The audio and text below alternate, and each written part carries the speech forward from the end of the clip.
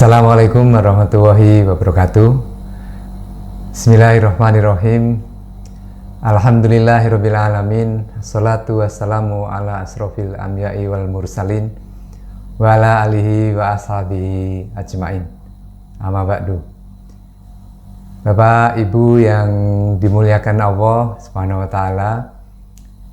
Pertama-tama marilah kita panjatkan puja puji syukur kehadirat Allah Subhanahu wa taala yang telah melimpahkan rahmat dan karunia-Nya kepada kita sekalian, sehingga kita dapat menjalankan ibadah puasa hingga hari ini, dan kita berdoa semoga Allah Subhanahu wa taala terus berikan nikmat sehat, nikmat kekuatan kepada kita sekalian, sehingga kita dapat menuntaskan ibadah puasa Ramadan dan amalan ibadah lainnya. Ibu bapak sekalian yang saya hormati, topik kultum sore hari ini adalah puasa dan diabetes. Ya, puasa dan diabetes. Ini topik yang menarik. Mengapa menjadi menarik? Karena puasa mengajarkan kepada kita semua untuk disiplin, khususnya disiplin waktu. Kalau belum tiba waktunya buka, kita tidak bisa makan. Atau kalau sudah selesai waktu imsak, waktu sahur, kita tidak boleh lagi makan. Artinya kita diberikan pelatihan untuk tepat waktu. Yang kedua, puasa juga mengajarkan kita untuk mengendalikan diri. Artinya kita memang diberi kesempatan untuk berbuka puasa, tetapi tentu kita diminta atau kita dianjurkan untuk makan secukupnya, makan yang wajar, tidak berlebihan. Dan yang berikutnya adalah kita mendapatkan pelajaran untuk bersikap jujur. Karena dengan berpuasa maka hanya Tuhan Allah yang tahu bahwa seseorang hamba itu berpuasa. Nah, di sisi lain diabetes terdapat istilah 3J. Ya, pada diabetes ada istilah 3J. Ada J pertama adalah jadwal. Makan sesuai dengan jadwal. Kalau di puasa tadi adalah disiplin waktu, ini jadwalnya, makan pagi, makan siang, makan malam. Yang kedua, J, jumlah. Jadi makan sesuai dengan jumlah, sesuai dengan yang dianjurkan oleh ahli gizi.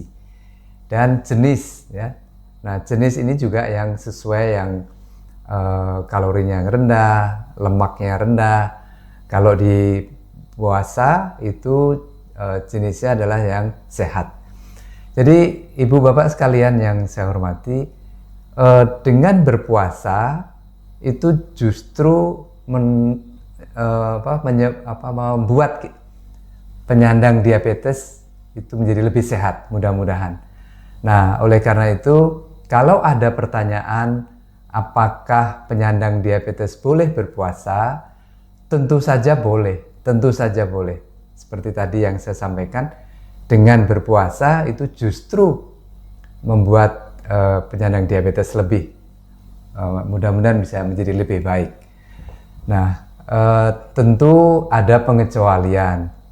Beberapa pengecualian, misalnya gula darah yang sulit dikendalikan, kemudian kejadian gula darah ngedrop, ya, hipoglikemi yang berulang, kemudian gula darah yang sulit dikendalikan dan perlu insulin suntikan 3 kali atau lebih. Nah, kondisi-kondisi itu tentu memerlukan pertimbangan yang matang untuk menjalankan ibadah puasa. Ibu bapak yang saya hormati, dengan berpuasa seorang penyandang diabetes jelas akan mendapatkan manfaat tentu untuk diabetesnya. Dan seperti kita tahu bahwa puasa adalah wajib bagi orang yang mengaku beriman. Ya ayyuhallazina amanu kutiba alaikumusiyam kama kutiba alal ladzina min qablikum la'allakum tattaqun. Jadi diwajibkan atas kamu, atas orang-orang yang beriman untuk berpuasa seperti diwajibkan pada orang-orang sebelum ini, agar kamu menjadi bertakwa. Ya, jadi ini jelas diwajibkan bagi orang yang beriman. Dan Muslim yang diabetes tentu tetap ingin berpuasa. Nah, tentu saja kita melihat bahwa di dalam ajaran Islam, ibadah puasa itu dipercaya tidak hanya membawa kebaikan di dalam aspek rohani, tetapi juga jasmani. Ya, seperti dalam suatu hadis menyebutkan bahwa berpuasalah agar kamu sehat. Ya, berpuasalah agar kamu sehat. Bahkan juga ada riwayat yang disampaikan oleh Ibnu Sunni dan Abu Nuaim, dengan berpuasa akan diperoleh juga manfaat sehat sosial. Mengapa demikian? Karena umumnya pada bulan puasa kita mengeluarkan zakat, mengeluarkan infak, sedekah, sehingga sebagian masyarakat yang kurang mampu mendapatkan bagian dari rezeki muslim dan muslimah yang mengeluarkan zakat dan infak. Jadi inilah yang disebut dengan sehat sosial. Ibu bapak sekalian, kalau kita lihat penggalan akhir surat Al-Baqarah ayat 184, wa antasumu khairul lakum in kuntum ta'lamun. Dan puasamu itu lebih baik bagimu jika kamu mengetahui. Memang pada penyandang diabetes yang berpuasa, di mana tidak makan dalam kurun pukul 4 pagi hingga pukul 6 sore, jadi kurang lebih 14 jam, jadi tidak makan dalam jangka yang relatif panjang, itu ada konsekuensinya. Kadang-kadang ketika masuk waktu berbuka, makanannya menjadi berlebihan. Nah, ini yang sering kemudian menyebabkan kadar gula darah meninggi atau meningkat dengan tajam. Nah, oleh karena itu tadi kita diminta untuk mengendalikan diri, jumlahnya juga tidak boleh berlebihan, sehingga hiperglikemi atau gula darah tinggi dapat kita hindari. Namun kadang-kadang memang ada sebagian yang mungkin karena saking semangatnya sehingga makan berlebihan, gula darahnya meningkat. Nah, puasa yang panjang juga berisiko terjadi hipoglikemi atau gula darah yang rendah. Ini karena mungkin pada waktu sahur, istilahnya agak kurang karena khawatir naik gula darah, tetapi justru berisiko hipoglikemi. Untuk diketahui ibu bapak sekalian, kejadian hiperglikemi atau gula darah tinggi pada penyandang diabetes yang berpuasa itu memang diakui lebih tinggi dibanding pada yang di luar bulan puasa. Jadi bisa 5 kali lebih tinggi kejadiannya. Sementara hipoglikemi juga lebih sering karena istilahnya mungkin tidak berhati-hati sehingga terjadi hipoglikemi. Ibu bapak sekalian yang saya hormati, memang pada penyandang diabetes yang berpuasa itu ada risiko yang tadi sudah saya sebutkan, ada hiperglikemi, ada hipoglikemi. Hipoglikemi tandanya adalah tentu saja lapar, berkeringat, gemeteran, pusing. Nah, kalau sudah kejadian seperti ini terjadi, maka dianjurkan untuk menghentikan puasa. Ya. Dianjurkan untuk menghentikan puasa. Itu kalau terjadi hipoglikemia yang berat. Kalau terjadi hiperglikemia, ya, itu memang tidak dirasakan. Nah, oleh karena itu dianjurkan untuk melakukan monitoring, ya, monitoring glukosa darah atau gula darah secara teratur pada waktu-waktu tertentu sesuai kebutuhan. Jadi kalau pada kondisi sebelum puasa biasa tinggi pada siang hari, ya kemudian kita lakukan pemeriksaan pada siang hari. Demikian juga kalau tinggi pada pagi hari, ya kita lakukan pemeriksaan pagi hari ya, untuk mengantisipasi, ya, untuk mengantisipasi agar tidak terjadi lonjakan. Konsekuensi lain berpuasa yang pada penyandang diabetes yang tidak direncanakan dengan baik adalah bisa terjadi kekurangan cairan, dehidrasi.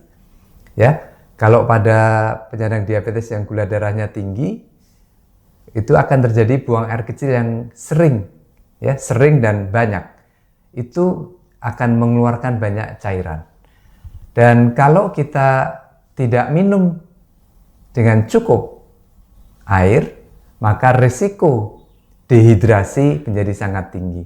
Dan kalau dehidrasi atau kekurangan cairan menyebabkan gula darah naik tinggi. Nah, itu juga perlu diantisipasi dengan sebaik-baiknya. Sekarang bagaimana mengatur makanan? Dianjurkan porsi makanan dalam satu hari, jumlah kalorinya diharapkan sama dengan sebelum masuk bulan puasa.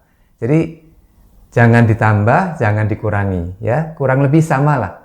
Porsinya pada waktu buka puasa sekitar di 50%, kemudian pada waktu makan sahur sekitar 40%, kemudian pada waktu tarawih itu kurang lebih 10%, sehingga total dalam satu hari itu kurang lebih sama dengan hari-hari sebelumnya dengan pembagian yang tadi itu. Bagaimana dengan aktivitas fisik? Aktivitas fisik tentu tetap dianjurkan, aktivitas biasa sehari-hari, kecuali aktivitas berat, aktivitas fisik berat sementara tidak dianjurkan, ya. Jadi istirahat pada waktu habis sholat zuhur, istirahat sejenak, kemudian beraktivitas kembali. Beberapa keadaan yang dianjurkan untuk tidak berpuasa, seperti tadi di awal saya sudah sampaikan. Pertama adalah kadar glukosa darah yang sulit dikendalikan, atau kadar glukosa darah yang naik turun, ya, atau membutuhkan suntikan insulin 3 kali atau lebih, ya, 3 kali atau lebih. Itu dianjurkan untuk tidak berpuasa karena seperti dalam surat Al-Baqarah ayat 185 yang artinya kurang lebih, dan barang siapa sakit, ya, kalau ini diabetes yang sulit dikendalikan masuk kategori sakit, atau dalam perjalanan lalu ia berbuka, maka wajiblah baginya berpuasa sebanyak hari yang ditinggalkannya itu pada hari-hari yang lain. Allah menghendaki kemudahan bagimu dan tidak menghendaki kesukaran bagimu. Dan hendaklah kamu mencukupkan bilangannya dan hendaklah kamu mengagungkan Allah atas petunjuknya yang diberikan kepadamu, supaya kamu bersyukur. Itulah Bapak Ibu sekalian seputar masalah puasa pada penyandang diabetes atau penyandang diabetes yang tetap berpuasa.